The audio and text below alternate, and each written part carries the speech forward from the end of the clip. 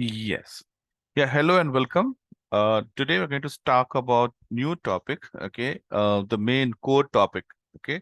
Which is AI and ML, right? Artificial intelligence and machine learning, what it is and, what do you expect as part of that? And whatever we have done so far will help us to, you know, create models, be able to write our own algorithms, be able to make our own projects based on AI ML. Okay, that's the whole objective of this section. So before we get into details, I want to talk about different data types. Okay, um, so when I say different data types, it is from the perspective of data, right? Mathematical data. Okay, so we say types of data. Now, types of data can be structured and unstructured, right? Now, what is structured data? Structured data are those which you can put it in a table format, which is easy to understand. You can put it in a table format, okay, and it actually is easier to operate, process, okay, as using computers, okay, and you've been doing it, right? When we did database, you actually we use data in table, and it helped us to work with the structured data. The second type, okay, is unstructured data, which is difficult to put it in table format, okay, and we'll have to use different tools. Okay, so examples of unstructured data could be your text data, right? So when you want to analyze Twitter data, or you want to analyze Facebook data, okay, Facebook post, you have a text and want to analyze text. ChatGPT is based on unstructured data, right? It takes, you can use ChatGPT to predict text data or images. Okay, here you have audio files, videos, all these. When you work with this kind of data, we say that we are working with unstructured data. Okay, and we will see some examples of these. Okay, towards the end of our discussion. And then similarly in structured data, okay, you have numeric data, okay. You can have non-numeric. So non-numeric data could be your date format, okay. Data in date format, it could be your categorical format, categorical format, okay, categorical data. Or it could be time series data, okay. What are these? Okay, when you say numeric, we're dealing with numbers, okay. We are dealing with numbers. So, for example, age, right? Salary, okay. Number of people, okay. Number of car production, okay. How many days are required to make a car? So, the output which is going to be, okay, number format is numeric. And number can be again discrete and continuous. Okay. Discrete data are where it is, we say countable data. Okay. If I ask you how many cars, how many people, how many days, okay, you will say one, two, right? It cannot be like 2.33. Okay. But here, okay, if you talk about temperature and weight doesn't go from 10 kg to 12 kg directly or 11 kg directly. Okay, it could be 10.1, 10.11, 10.555, right? So your numeric data can be discrete or it can be NOUS, right? It can be continuous. So example here is your temperature, weight, right? Temperature required, okay? When you say temperature required for water to boil, it could be 99.555566, right? If you calculate, you can get an answer like that. But if I say how many men are required to complete the job, you cannot say 5.55 men. I mean, anything more than 5 is 6, isn't it? Temperature, weight, right? Here it could be, okay, number of people, okay, number of days, okay, etc. Now, how do you measure this? Okay, so numeric data, okay, can be measured in terms of numbers as such, or in terms of ratio, okay, or in terms of interval. So continuous data here, discrete is very easy to measure, okay. But continuous data, you might need to use interval scale, okay, or ratio scale, okay. Now you have a cake, single piece cake, and you have 8 people to feed. It's easy to say each will get 1/8 than calculating and getting 0.025, right? That's called ratio. So you express the answer in terms of ratio. Now, if you talk about weight, right? Now, if you're weighing scale, okay, you can decide the weighing scale, the interval. Will it be just the whole numbers, right? There's some scale, measuring scale where we'll have only whole numbers, right? 50, 51, 52, so on. So if somebody's weight is like 75.6289252829, okay. What did I say? 72 point, right? 72 point, say 6252, whatever. Since it is more than 72.5, it will be rounded off to 73. Correct? So you have chosen an interval of 1 kg slot, right? So when somebody's weight is 73, it doesn't mean that it's going to be exactly 73, right? It could be 72 point something or 73 point something. Similarly, when you measure at the multiples of 5, right? So when you say 10, it doesn't mean then it could be anything between maybe, 7 to 13, right? If you choose the scale to be like with 1 decimal point, so you get 72.5. Now, it doesn't mean that it's exactly 72.5. It could mean that it could be anything between 72 point, maybe 3 to 72.8. So it is rounding off to 0.5, right? So that's the level of data that we choose before we actually start measuring, right? We can choose that, okay, we want to measure at the interval of 1 kg or interval of 0.1, right? When we talk about temperature itself, right? Generally, temperature will say 28.5, or we chose to have a whole number there as well, 28 degrees Celsius or 29 degrees Celsius. Now, when you say 29 degrees Celsius, okay, temperature doesn't, temperature doesn't jump like, from 28 it goes to 29, goes to 30. No, it continuously increases, right? We chose a scale which will read temperature in that particular manner, right? So these are your interval scale, okay? So when you talk about machine learning, okay, we we treat numeric and continuous in same fashion, okay? Now coming to this date format, okay, everybody knows the date format, right? You'll have date, month, year at minimum. You can choose to have time also, okay? So you can have date or time, okay, format. Then you have categorical data. These are non-numeric data, okay, where the data will come from the given categories. So data will be one of the given set of values, right? So if I have to say region, I have to mention region, right? So probably you are measuring only 4 region, let's say, north, south, east, west. So those are the set of values, north, south, east, west. Your value will be one of these. Values will be one of these.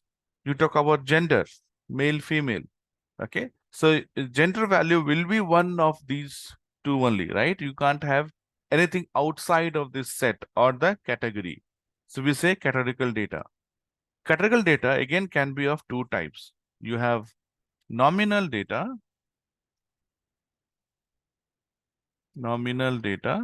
and then you have ordinal.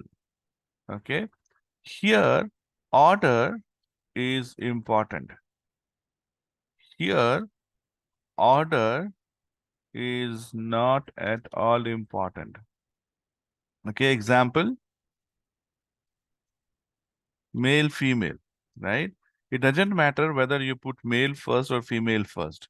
It doesn't matter whether you say north first or south first or east first or west first. Okay.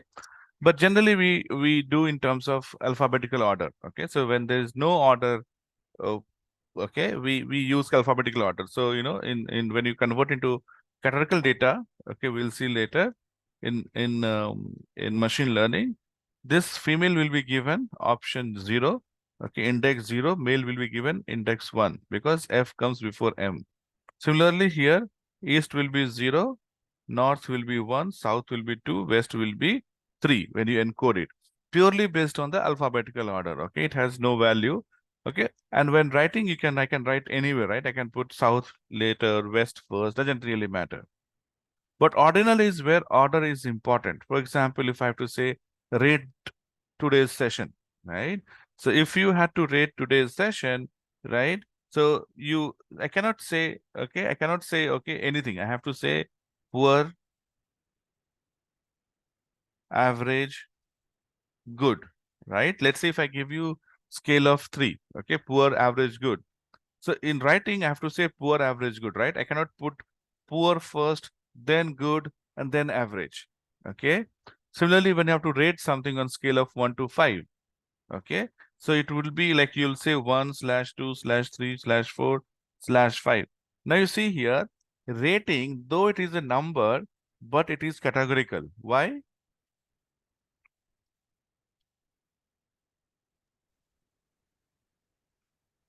Though it's a number, right? 1, 2, 3, 4, 5. Should it be categorical data? Yes, because you cannot give your own number. You cannot say 6. If the scale itself is 1 to 5, you cannot say 0. You cannot say, 6. Okay, obviously you cannot even say 2.5, 3.5. Okay, so your value has to be one of the values given in the set. Okay, if I give you a scale of 1 to 10, then you can give 6, 7, 8. But there you cannot give 20 or 12, right? Or you cannot give 0, -1. Even though you didn't like it at all, you cannot go beyond 0. If you like it very much, also you can't go beyond the maximum value. So you have to choose the value, okay? And the way we put has to be in this order, right? If I give 1 first, then 5, then 4, then 2, then 3, user will get confused, isn't it? So where the data will have an order in itself is ordinal. Where the order is not important, okay, is called nominal. So categorical data can be either nominal data or ordinal data. The way we treat them in the analysis is slightly different, okay? Now time series data, okay, these are the data, okay, these are numeric data, okay? So they are numeric data which has time component associated. So if I ask you what is the revenue, okay, what is the sales that you made?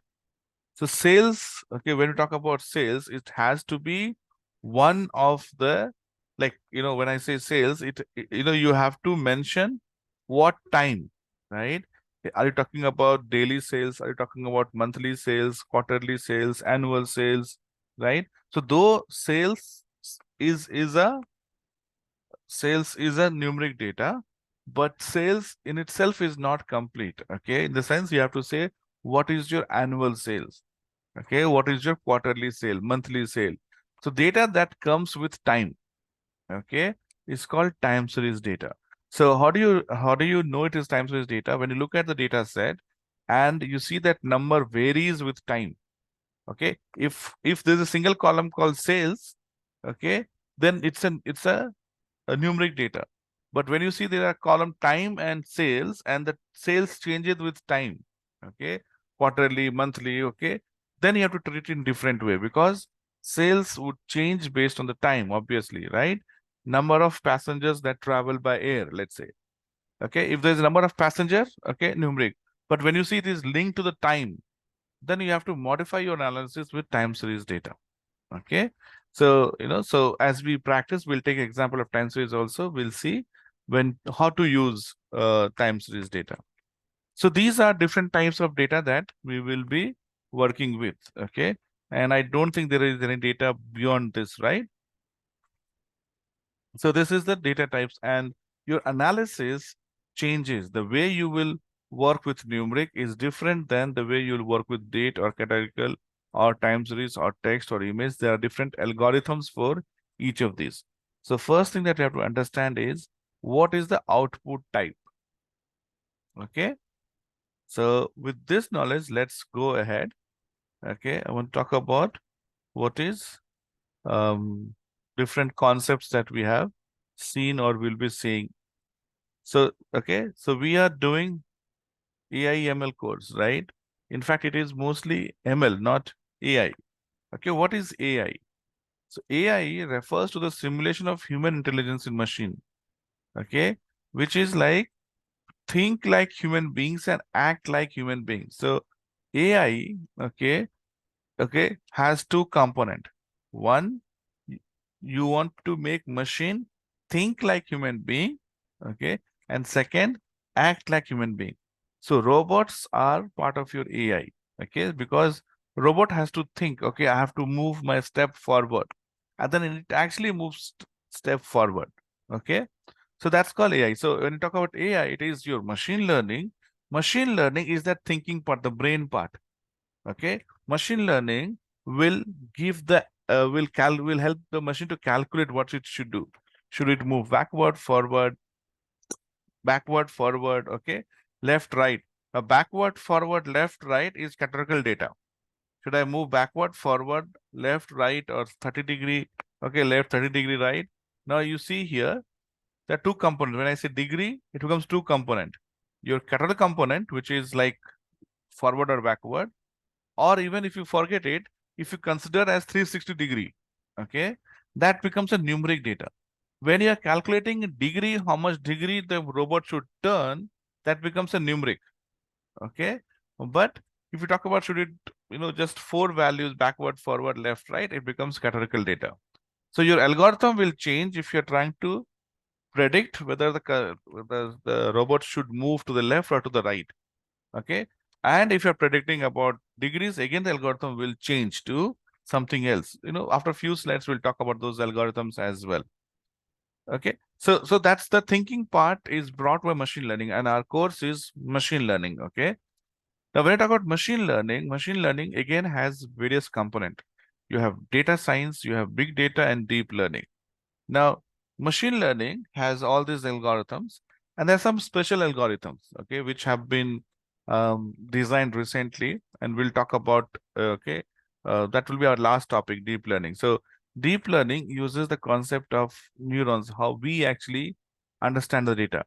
So, machine learning algorithms are purely based on probability, okay. Machine learning algorithms are are fully based on probability. Now, deep learning are also based on probability, but you will have multiple layers that are created. Okay, it makes that algorithm more complex in a way that multiple layers are involved. So you don't get output in just one step. Okay, that's why deep learning algorithms can actually run for days, and it needs more advanced lab setup as well, hardware setup as well. Okay, here it refines, every layer refines your analysis. So that's deep learning. So you have machine learning, and subset of machine learning is deep learning. Okay, so MLDL are all similar. Okay, just that the concept here is little different than machine learning concept. Big data, because we spoke about data, right? And generally here you'll get data in large volume. Okay, so we say big data. Okay, sometimes you need to have special way to handle this data. You have data lakes and things like that where you can store data. So yes, to perform analysis you need data. Okay, to perform machine learning algorithms you need data. Now data science covers all of these, cuts across machine learning, big data, deep learning. Along with that, you need to have knowledge of statistics, knowledge of probability, knowledge of domain, right? If you're implementing machine learning algorithms in retail domain, you need to understand what retail domain is. You need to understand what is the applications of it, right? So once you understand the mathematics part, second step is to know how it is going to be used in the domain, right? You get answer 3.5, but what is 3.5? Okay, what does that mean for the business, right? So yes, understanding domain is also important thing, and I would even ask all of you to pick a domain of your choice and try to get deeper into that. Try to look at what are the applications of ML, in that domain, okay, so that you will understand the domain even better. Okay, so what you see, except that you need to have Python programming, knowledge of statistics, knowledge of domain, all these things includes are part of data science. Okay, so this is AI. Okay, and as I said, right, our focus is the machine learning part. The outer bubble is not what we're going to talk about, the inner bubble. What is machine learning? Okay, now what is human learning? What we are doing right now is human learning, right? We are learning about something new. Okay. So similarly, when you are making machine learn something new, it is called machine learning. How is your machine learning program different than normal program, the programs that we've been doing so far? How is this different than that? Okay. Now you see, okay, if I take a test, okay, of data science, okay, concept today for all of you, and again, if I take a test on data science from all of you, after let's say course is done, maybe after a month, okay, we take the same test. Do you think your score will be same or it will increase or decrease?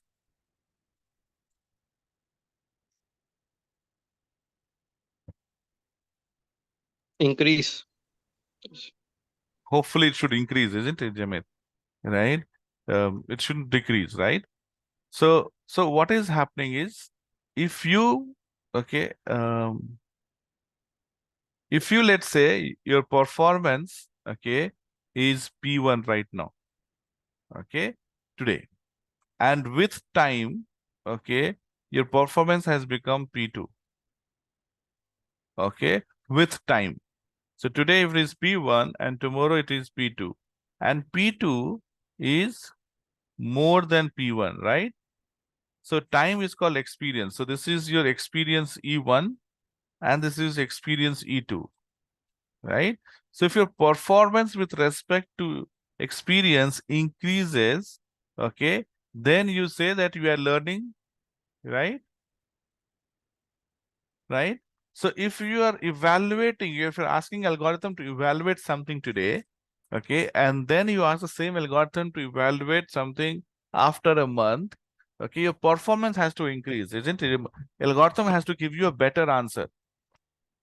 Okay. So what is experience for machine learning, or what is experience for us? Experience for us is nothing but data, isn't it? We are consuming more data. If you lock yourself in a room for 1 year, you're not learning, right? So learning doesn't mean that you have to be in a classroom, doesn't mean that you have to have a faculty, a teacher to teach you. You see around, right? You look around, maybe you will look at what people are doing, what people are talking, you read news, you watch YouTube, okay, you see your neighbor doing something. So learning can come from all these are all experiences. Only when you're locked in a room and you're cut off from the world, that's when there's no learning happening, isn't it? Because otherwise, every second we are learning. And that learning means you're getting more data. For machine, okay, you can train machine or you can make machine learn by providing data, isn't it? Data is what we earn when we do machine learning or when we say experience. Experience is your data, right? So when you provide more data to the machine learning algorithm, their performance will improve. Now, if I write a program to add two numbers, okay, Python program to add two numbers. Now, if I say 2 plus 3, okay. Now, if I run it today, okay, and if this algorithm gives me 4, and if I run it after 3 months, if this gives me 4.2, okay, if I run after 6 months, it gives me 4.3, that's when we say that program is learning, isn't it? Because with time, with more data, it is improving its output. It's going closer to 5. It started with 4, which is wrong. 4.2, 4.3 is going closer to 5, right? But the program that we have learned so far to add two numbers, does that happen? Like if you run after a few years, does it give you different answer? No. If you have written the program correctly, you will get 5. Whether you run today, you run after 10,000 years also. If you have written wrong, okay, let's say instead of saying plus, you have written minus, it will be -1. Output will be -1 if you run it now or you run it after 10,000 years also. So program that we have been doing so far, okay, what we do is we give input and we provide a process, right? Addition is a process, right? So we say these are the input values, can be multiple input, isn't it? You can have multiple input, okay? You provide the formula and then you get the output, okay? You're already dictating the formula, Okay, input can be multiple, right? It doesn't have to be one or two, it can have multiple input. And you are giving formula there, okay? It can be as complex as, writing a program to generate prime numbers, or it could be as simple as adding two numbers, right? But whatever formula you give, always the answer will be only one fixed answer. If you run programs, if you keep running the program, doesn't answer will not change. Okay. In that perspective, our machine learning programs are different because machine learning has to learn. It has to learn and improve better. So in machine learning programs, what we do is we give multiple inputs. Okay. Input can be multiple. Okay. Always, right? You give input. So this is common between machine learning algorithm and our traditional programming. Okay. Along with this, we give the output. Okay, we don't give process, we don't give the formula. We give input and output. This is called training. You're training the machine learning model. But training machine learning model, we are giving input and we are giving output. Okay. More better you train, more accurate you get the result. Okay, to perform machine algorithms, you need to have lots and lots of data. Okay. Okay. So what you do, you provide your input, okay, as it can be one or multiple input, and you provide output. Now, machine learning algorithm will try to predict the formula. Okay. Machine learning algorithm will try to predict the formula, will try to predict what formula is being applied here. Okay. And based on the formula that it is perceives, okay, it tries to figure out, it will help you to predict in future. Okay. So what happens in, okay, if I have to take same example, I will give 2 and 3 as input and I will give 5 as output. So I'll tell the machine learning algorithm that, okay, this is 2 and 3 as input and this is 5 is output. Now it will try to and find the relationship between input and output and will come out saying that, okay, here the relationship is plus. Okay, it is predicting plus. Now, if it predict that it is plus, okay, then you give any input, it will give you the output. So this part is called training. And this part is prediction. Okay. So when you talk about ChatGPT, and so the team that built ChatGPT, they gave lots and lots and lots of data for training. And now ChatGPT understands, okay, if this is the question, this is how the answer should be generated. So when we use ChatGPT for our own purpose, we are asking ChatGPT to predict for us. This is called prediction part. This is training part. Your algorithm will work best if you train it best. Okay. If you train, and same thing, right? If you learn to do these things better, you'll become a better person, right? This is what happens in college, school. Why do we go to schools and colleges?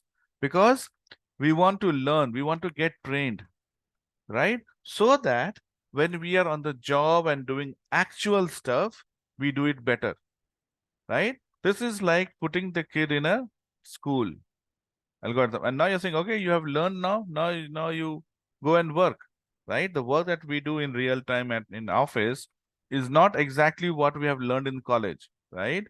But what we learn in the college is the foundation for doing this.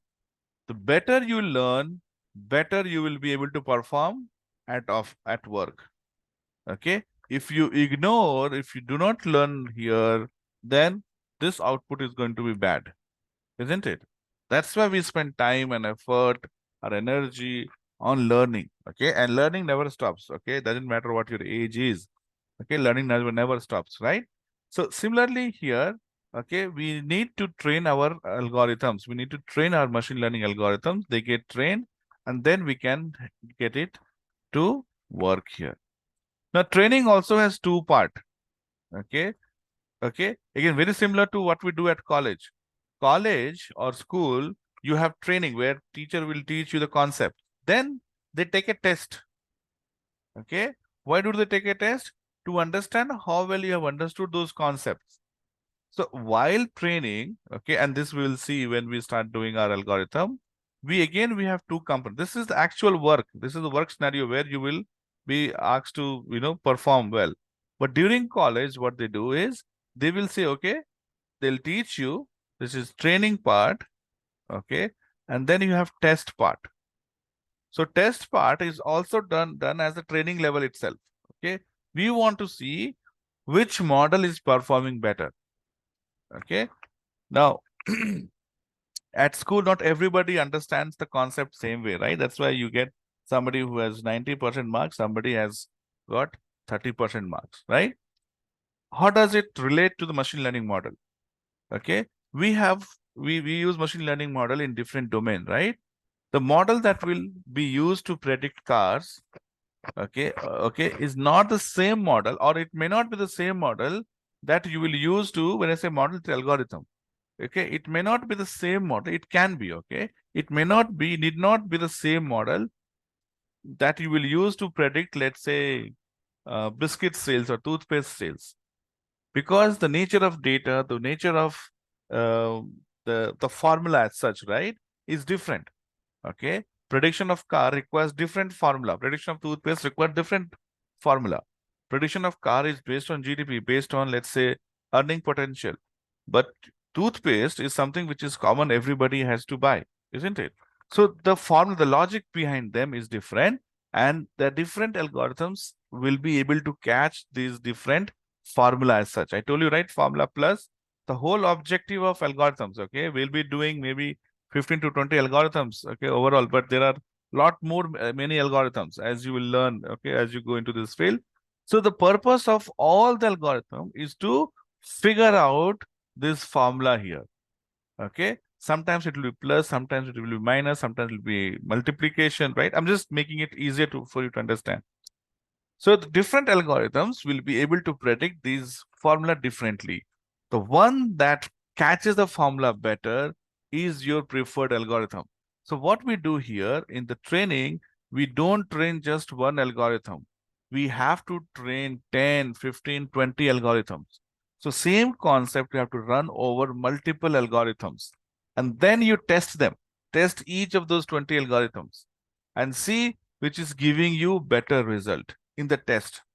It's like this, you are running a college and you have all India quiz competition. So you have to send just 2 students from your college to the competition. You have 5,000 students in your college, and you need to pick only 2 of them to go to the competition. So what do? You give them some classes, training. You give them some classes about, okay, about the quiz competition, could be sports or general or business, whatever. You give them some training, okay, and then you will conduct a mock competition in your college itself, isn't it? And then you will pick the top two person. Okay, you'll conduct a test in your college and you'll pick the top 2. Okay, this is called test. You're testing to pick which model or which algorithm has done well. So you have trained 20 algorithms. I told you not all 20 will be able to learn same, because these 20 are designed to be different for different, right? See, somebody who gets 30 doesn't mean that person is bad. Maybe that person is capable to do something better, something different, right? Okay. So when algorithm doesn't do well on a particular data set, doesn't mean that the algorithm is waste, we should not learn. This algorithm can do better on some other data set, right? Some other scenarios. But in this given, I'm talking about business competition, business quiz competition.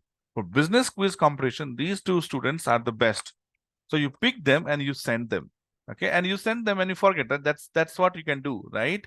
Whether they perform well in the competition or not, that's a different scenario. Same thing, we in the training, what we do is we train them and we test and we say that, okay, out of this 20, this model is best.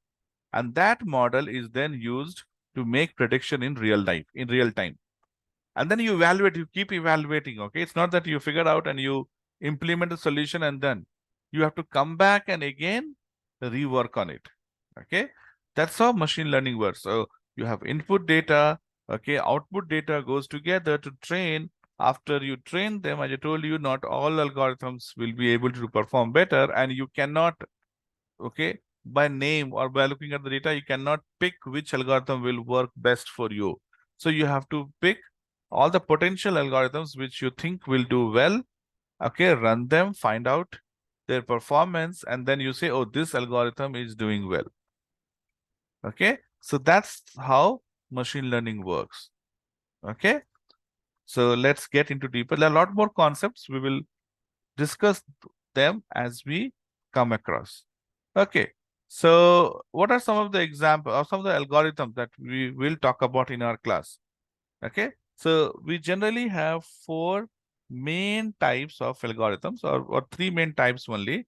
Okay, we have supervised learning, unsupervised learning, semi-supervised learning, and reinforcement learning. Okay, so supervised learning is based on past data. Okay, so example is, let's say you want to um you want to buy a fruit. Okay, we don't know which fruit will help us. Okay, like, I mean, if your intention is to have something healthy, okay, option, right? Now you have tons of fruit. Which fruit is healthy? You don't know. So what you do is you will try to go back with data. You will try to Google and see, okay, is apple better, okay, to build immunity, or is it orange that is better to build immunity? Okay. So you are relying on past data, somebody who has already tested. Okay. So you say, okay, per the research, orange is supposed to be better for immunity. So you will buy orange and you hope that orange will do wonders for you, right? So that's called supervised learning, okay? And we'll see example and then we'll come back. So supervised learning is always based on past data. Unsupervised learning, okay? So supervised learning is like this, something where, okay, what we are doing in the class right now, okay? If whatever I tell you, you will believe it, isn't it? Because you trust that I am someone who knows little more than you, and whatever I'll say is correct. That's what you will believe me, right? And I always give this example. When we are in class 1, right, or UKG, LKG, teacher says that sun rises in the east, right? So we all believe that sun rises in the east. If somebody says no, sun doesn't move, earth moves, you'll say, no, my teacher told me sun rises in the east, so sun will rise in the east only, right? Then when you go to higher classes, 8th, 9th, 10th, you realize that no, sun is stationary, earth goes around the sun, right? So you'll start believing, no, earth goes around the sun. Then when you even go higher and you understand the universe better, you realize that everything is moving in this world, right? So what we're doing, we are believing our teacher, right? This is example of supervised learning. Okay, somebody says this, you believe it. Somebody says orange is better, you believe it. Okay, data is saying so, we believe it. Okay. Supervised learning is what we learn by looking at our environment. There is no teacher. Okay. But you look around and you learn. You make your mind, your brain is learning, right? Okay. When you see somebody, okay, um, uh, you know, going to a doctor and that person is getting recovered, right? What we feel, oh, this doctor is good. Okay. Okay. And we start. So here, there is no research, there's no data, there's no past, but you see and believe, right? If you look at, okay, in our real life, okay, especially in school, out when you're out of school and colleges, 90% of our learning at this stage is unsupervised. We see and we learn, right? There's no one to tell what is right, what is wrong. We see and we learn. That's called unsupervised learning. So here, you do not have um, complete data. Okay, you need data. Of course, you need data, but you do not have past data. You are not able to correlate. Okay, but you see and then you believe it. Okay, and we go into examples. We'll understand better. Semi-supervised is mix of both supervised and unsupervised. So you will have half supervised, half unsupervised mixed together. Third main type of learning is called reinforcement learning. Reinforcement learning doesn't use data. It is based on feedback. Okay. So when you do something and your mother, your parents will scold you, beat you. Okay. What is that? It is a feedback. Don't do it. Okay. And if people start praising you, right? They praise you for doing something. That means they are encouraging you to do more, right? So when when you are riding let's say your vehicle on the road and you see a red light, you stop. Okay. You stop there, whatever, right? You are, because you know that if I don't stop, I will meet an accident. That's a feedback. Okay. So feedback is if you don't stop at red signal, you will meet with an accident. So you don't want to do accident. It's a deterrent. That's why you stop. But let's say if you want to have an accident, then you will purposely break the red light, right? That's the feedback. Okay. There's no past data. There's a feedback. The chess. Chess, you play a move, right? Because you calculate all the move. Oh, if I play it here, I will lose. If I play it there, I will lose. This is the best move I can make so that I will have an upper hand. So you're calculating the feedback. Okay. What if I do here? What if I do this? What if I do that? And based on that, you make your decision, right? So you're making your decision based on what will happen, isn't it? That's called reinforcement learning. Okay. You are learning from feedback. Okay. If somebody says great, you do it. If somebody says no, it's bad, you don't do it. Feedback. Okay. That's called reinforcement learning. So if you talk about this, okay, these are types of learning. Okay. Then look at this. This is how you should read it. Type of learning and what is that you are trying to predict. Okay. So is this like, do you have data or not? And what is your objective? Okay. If your objective is to predict, target means output, prediction, Y value. What do you want to predict? I want to predict what will be the housing price. Okay. Now, let's say you want to invest in land. You have some money and want to invest in land. So you always will evaluate, oh, if I invest in this land, my X dollar or rupees is going to be 3x. So you're predicting the value of X after 5 years or 10 years. What is that you're trying to predict? The output. Okay, this is the output. Okay, target is same as output, or we sometimes call as Y value, because generally in mathematics we say Y equal to something, right? X square, okay, AX square plus BX plus C, right? This is the equation generally we write. Generally we write X as unknown, Y is something that you are going to calculate. So sometimes we say Y or target or output. This is what you want to predict. This is like 5. This is like 2 plus 3, right? X1 plus X2 equal to Y. Y equal to, so if you have to say 5 equal to 2 plus 3, it's like Y equal to X1 plus X2. Your X1 and X2 are input values and Y is your output, right? So it says, and see, output will always be 1. Okay, you will not have Y1 comma Y2. Okay, or at least in these scenarios we're talking about, our objective is to find one output, one value as output. So if your objective is to find, okay, if your objective is to find this single Y, okay, which is your target variable, which is your Y, okay, which is numeric in nature, right? So what it says is, if you have supervised learning and if your objective is to find this numeric value as output, then you use regression. Regression is a family of algorithm. It's not one algorithm. Okay, it's family. So if your objective is to find a numeric value, if your objective is to find numeric value and you have a supervised model, okay, and okay, that means you have the past data, and when we look at example, you understand it better, then you use regression families of algorithm. Regression will have 30 algorithms. That means you will not be using classification or class. You are getting a hint. Oh, these are the algorithms that I have to use. These are the algorithms that I have to use. And these are the algorithms that you don't have to use. Classification, clustering, association, you won't be using all those. But you'll be using regression family of algorithms. So this is family, okay? Its life is not that easy, okay? It's not that you come up with one final answer, okay? You will have family. That's why I told you have to run 20 algorithms. So 20 algorithms will belong to regression. So you have to run 20 regression algorithms. If you have past data and if your objective is to find categorical value as target, then we say it is classification algorithm you have to use. Classification family of algorithms you have to use. Okay.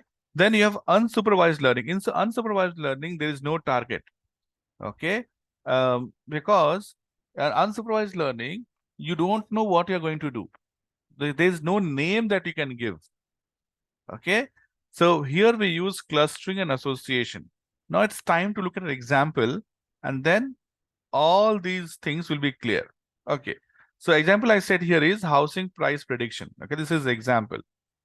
Now, in this example, my objective is to find the price, housing price of algorithm. Housing price using algorithm. Now, how do you predict housing price? Okay. Now, let's say you have no idea about real estate. Can you make prediction? No. You need to understand the real estate market to make prediction. If you have never, gone into real estate, you have never studied, you have never done any, you're not tracking the data, you do not have past information. Okay. You cannot make any prediction. Okay. Why do we trust a real estate agent to do work for us? Because the real estate agent has spent his whatever lifetime into understanding the business domain, right? Sometimes when we have problem, we go and speak to somebody. Why? Because we trust that that person has seen lot of similar problems, right? When we have any health issue, we go to doctor because doctor have studied about health. That's why we go to doctor, right? We go to person who has knowledge about the domain or about the subject. They will be able to help us, right? So for example, to predict housing price, you need to know how far is your house from airport, how far is your house from nearest railway station, okay, from let's say a very good school, right? So obviously houses which are closer to very good schools are expensive. Why? Because demand is more. So if you want to predict the price of your house, okay, you will look at these factors. And how do you know that houses near to good schools are expensive? You know the houses near good schools are expensive because that's what data tells you. When you look at 10 different communities, okay, all the 10 different communities which are expensive have very good schools near to them within, let's say, 3-kilometer radius. Okay, the societies, okay, communities which are not that expensive, they have good schools beyond 5 kilometers. I'm just giving an example. Okay. Okay, you buy a land and suddenly government announces a big project in that area. The land price will go up. So you assume that, or you get information from somewhere that government is planning to construct an airport in that area. That area is outskirts, okay, has no accessibility. There is no way to go there. Roads are not good. But then government suddenly announced that we will have an international airport in that area. Suddenly the price of that land goes up. How do you know it goes up? Because that's what happened when that airport came. It's not doing for the first time. When first time something like this happens, you don't know. You have no idea what will happen to the land price. But you have seen whenever government announced a new airport project, the prices goes by 3 times. Okay. So price before announcement was X. Now announcement made and it is 2X. You know that it can go up to 4X. Even though it has become 2X, still there's a possibility of it to go to 4X because that's what you have seen before. You have seen that in the previous city or in previous country or whatever, right? So based on that, you are making prediction, right? So you need that past data. You need the past information. What happens when something like this happens? You are able to correlate, okay? And we'll talk about correlation. You are able to correlate. Okay. Another simple example is, let's say you have a cousin, okay, and your cousin is appearing for 10th class board exam. Okay. You want to predict, okay, how much marks your cousin can get in the board exam. Okay. So first thing you have to understand is what are the input or objective Y is fixed number of marks that this guy is going to get in the board exam. That's your Y. What is X here? What are the inputs? Input could be number of hours that person studies. Okay. Okay. Number of hours they watch TV, number of hours they spend on Facebook, number of hours they do swimming, number of hours they play. So these are all your input values. So look at these input values and this Y, but you do have no correlation value, right? You don't know what happens if somebody studies more. Okay, they study more, they get good marks. That's only our assumption. Okay, that's called a hypothesis. That is our hypothesis. But is it correct? We don't know. Okay, we have to verify. How do you verify? You go and talk to senior. Somebody has already written that exam. Somebody who has already written the exam. Go to the person, I ask them. Okay, what did you do? How many hours did you study? How many hours did you play? How many hours did you watch TV? How many hours did you spend on Facebook? How many hours did you do swimming? How many hours did you sleep? You get all the data for 10 people. And then you will see a trend. Oh, people who have done well have spent more time reading, have more time sleeping, have spent more time swimming. That means swimming, sleeping, and studying will positively impact your marks. Okay, people who have got less marks have not done well. They have spent more time on Facebook. They have watched more. They have spent more time watching TV. So now you'll be able to correlate. Oh yes, watching TV will lead to lower marks. Okay, spending time on Facebook, because now you have the data and you will be able to calculate by how much. That's what algorithm will do. Algorithm will calculate. Oh, okay, If you study more, this is the impact on the marks. If you study, if you spend more time on Facebook, this is the impact on marks. Okay, that formula is calculated, and then you are able to make prediction about your cousin. Right? Okay. This is this is what my cousin is going to get, because you are able to link it from your cousin's senior's perspective, right?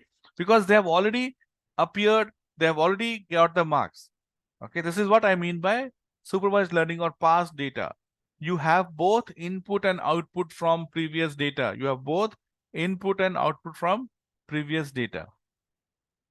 Okay, supervised learning, objective is numeric value, so it is regression, and this is how you will be able to make prediction. Next comes classification. Okay, classification example you see is medical imaging. What is medical imaging? Let's say you look at X-ray report. Okay, doctor, let's say somebody fell down from a bicycle. Okay, and there's a pain, right? The doctor will say, go and get X-ray report, go and get X-ray done, right? When the X-ray comes, doctor will look at the X-ray and will try to decide whether there's a fracture or not. Okay. So how does doctor know there is a fracture or not? Because they were trained to look at multiple X-ray images at college. Okay, when they were doing their medicine, they were learning, right? Their teacher would have shown them multiple X-rays. They would have said, okay, this is the white part, this is the black part. If the gap between this white and this dark part is more than 1 mm, that means there's a fracture. If the gap between this and this is less than 1 mm, okay, there's no fracture, right? So with that learning, with that thing in the back, I see every X-ray is new, right?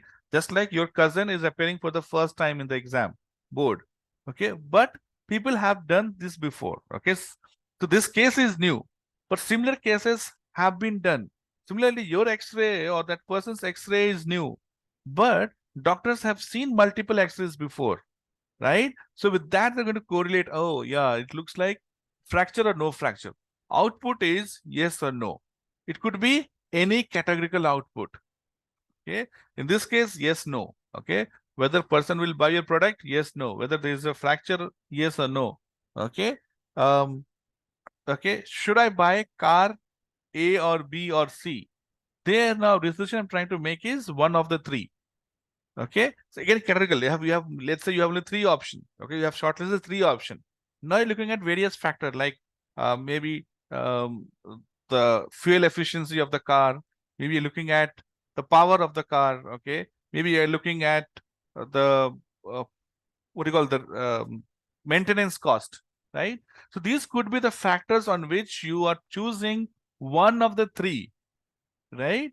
So this kind of application of algorithm where you are choosing one of the given option is called categorical target variable, and you use classification algorithm. Still, you have a pass rate. That's why both fall under supervised learning. Okay, you know the maintenance cost of Ford Motor or General Motors. Okay, so if you know the maintenance cost, okay, whether it's high or low, you'll be able to make your decision. But if you had no idea about maintenance, okay, you have never, okay, so you need to get idea, right? You need to go and talk to a person who has worked in this industry for few years, who can tell you about in and out of every car model, right? Or car company. Oh, these cars are high maintenance, these cars are low maintenance. Okay, that's when you'll be able to make decisions, right? So you need knowledge. So in such case, we use classification. So we classify as fracture, no fracture, yes, no, A or B or C, right? Or A or B or C or D. Okay, so you are classifying, okay, your data based on the given input and your past learning. Unsupervised learning, where you have no data. Okay, if you don't have, okay, so when I say no data, you don't have past data. What I mean to say, you do not have past, you have the data. Okay, so you have the data. On this data you have to make your decision, but there's no past data. Somebody is appearing for the first time in the board exam. Let's say this is the first time there's a board exam. Nobody has written board exam before, so you don't know what will happen. Now in this case, okay, you cannot predict where, to accuracy. Okay, but you can predict some kind of you can probably, you'll be able to predict whether that person is going to get low marks or high marks. Okay, you see that your cousin is only playing, never studies, never takes book, then you know that this fellow is going to get low marks. You don't know whether he's going to get 30% or 50% or 60% or passes or, okay, but you will know that this person is going to get low marks because you don't see that person reading. Okay, so example, okay, better example is, let's say there's a room filled with fruits. Okay, and it is apple, banana, mango, and apple, banana, mango, and orange, let's say. Okay, so you have room filled with apple, banana, mango, orange, and then you have 4 bags. All those 4 bags have labels. Okay, apple, banana, orange, and mango. Now, when you look at the fruits and tell you that take these fruits and put them in 4 different baskets, you can do it, isn't it? You know how apple looks like. You'll pick up the apple and you'll put it in apple basket, banana, banana basket, orange, orange basket. Okay, mango, mango basket. Now that's an example of classification where somebody has trained you already in school. Okay, you know what what is apple, what is banana, what is mango. You can easily put that in the 4 basket. But now if for a second you assume that you don't know the names, nobody has taught you. Okay, so no surprise, you don't have past data, you don't know that, what apple is, what orange is. But can you still put them in 4 different basket?